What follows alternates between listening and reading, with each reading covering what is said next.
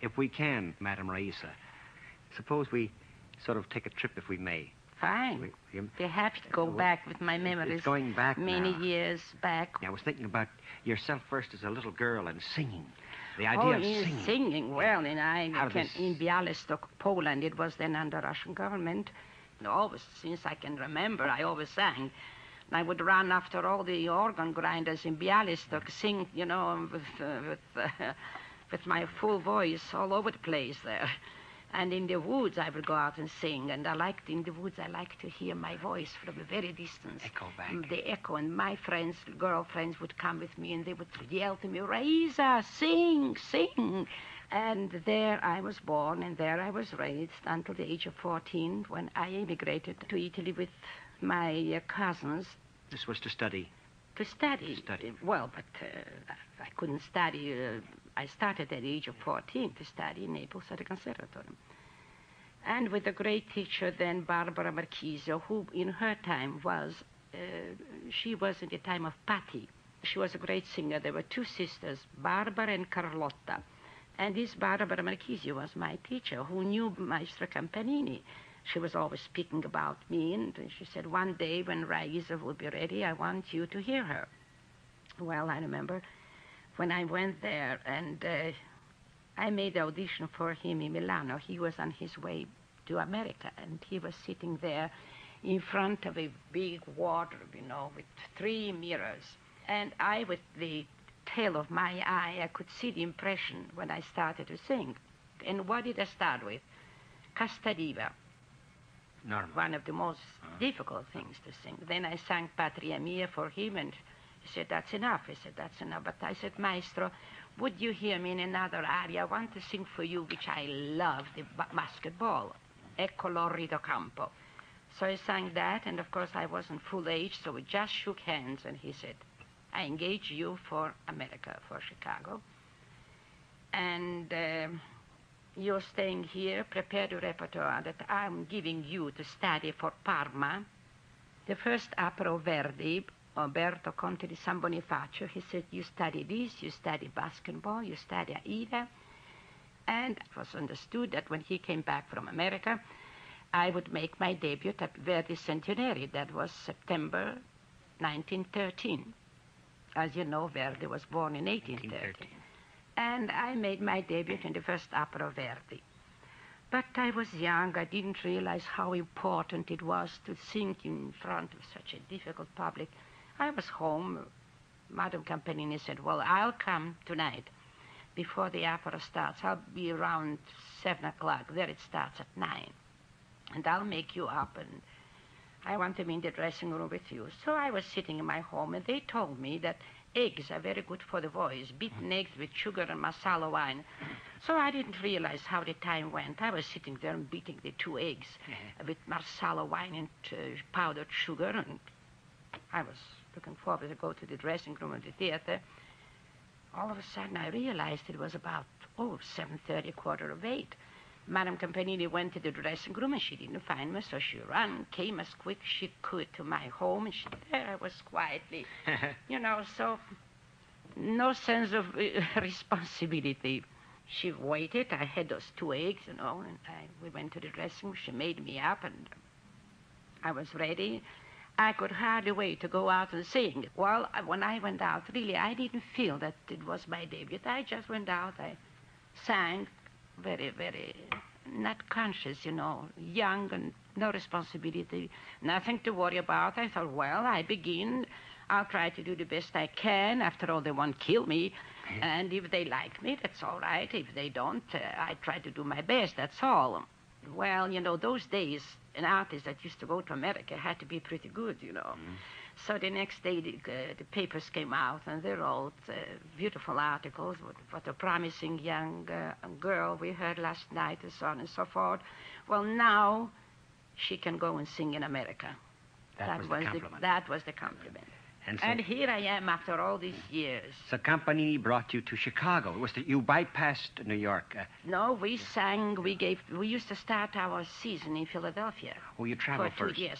For 2 weeks in Philadelphia. Then we used to come and give a season. I think those days was about 7, 8, or between 8 and 10 weeks, and then there would be a long, long tour to the coast and back. So I made my debut. Everybody asked me, did you make your debut in Aida? No, I made my debut here on a Saturday afternoon. It was November 1913 in Cristoforo Colombo by Franchetti with Titaro von Bassi, the tenor. Then Aida and Don Giovanni, Cavalleria Rusticana, and Lohengrin in German, and Cassandra Bagnecchi, a composer from Bologna. I remember the last time we met, you told a very humorous story. Campanini gave you the name Raisa. Yes, well, when I made my audition for him, he asked me my name, so I told him my name is Raisa Burstein. Or I said, Raisa Burstein, like that. He said, well, you'll never become famous in America. That's too long a name for you to have in America. In America, they like short names. So I said, Maestro, what do you think you want to call me? Well, he said, well, what does it mean, Raisa? I said, well, it's like Rosa in Italian. Well, then we'll call you Rosa Raisa. And that was really euphonic and quick. That was it. And that was What was Rosa. your father's reactions? Oh, my father, my goodness, when he heard Rosa Raisa, he said, oh, Raisa, why did you take off that beautiful name, Burstein? It's such a beautiful name. I said, Papa, and I explained to him, I said, it was too long a name for America. Well, he said, but still, I'm very sorry that you should not have kept it Burstein. He saw you in many of the apples. What was the reactions when he saw you on that stage? Well, the first time I sent for him from New York, and he heard me in Aida and heard me in Othello. And I remember that night in Othello, when he saw in the last act, when the tenor chokes me to death, when the first choking, I started to yell, he got out of the box, crying, yelling, oh, no. And he went. And then I remember another time, I was singing Gioconda with my husband, Giacomo Rimini, and the last act, we had a very, very dramatic scene. He would pick me up at the very end of the last act, whispering a few words, and then he would raise me from the floor. I already lay down there dead, I didn't do like many other artists after they die. They get up and they thank the public, and then they die again. So while I was there laying, and he raised me, just kept me straight in his hands, the whole body rigid. And he would whisper these few words to me, and then he would let me go, and I would fall on my back. If I should do it now, I would kill myself. And even then, if I tried to do it, not on the stage, I would hurt myself. But on the stage... You were the role. Yeah, I was the role, and I fell down. And my father, when he saw that, he just went out of the box and went away. Well, after the performance, we came home, and it was at the Congress Hotel, to our apartment. There was my father sitting on the couch and waiting for me, and I saw he was kind of moody and thought maybe we gave a bad performance. So at last I decided I'll ask my father, Papa, how did you like the performance? Well, he said, I liked it, but one thing I didn't like. I said, what didn't you like? Well, he said, I don't like that your husband should let you fall like that and break your neck. I said, Papa, well, this is the thing I have to do with Barnaba.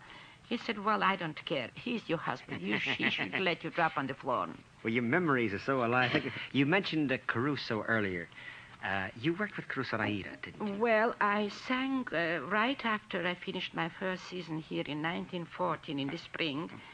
Egan's, the impresario, came from London, and he heard me sing in the Vespri Siciliani. I made my audition. So he engaged me for Covent Garden in London, and I sang with Caruso in Aida in 1914 in Covent Garden. And I remember he gave me his caricature made, and he underwrote, and I still have it, I wish you the great career which I'm sure you'll have as the one that underwrites Enrico Caruso. Then I sang with him in Cologne, Buenos Aires, and I already had made a name for myself. I can proudly say that. in Italy, singing at the Scala, singing in the Reale in Rome, and in Cologne, Buenos Aires. I went there in 1915. And I sang with Caruso in Aida, and that was, of course, a great thrill for me. And believe me, he was an inspiration. He was a very fine and wonderful colleague, a wonderful, great colleague, great man. No temperament. I can proudly say that in Italy, singing.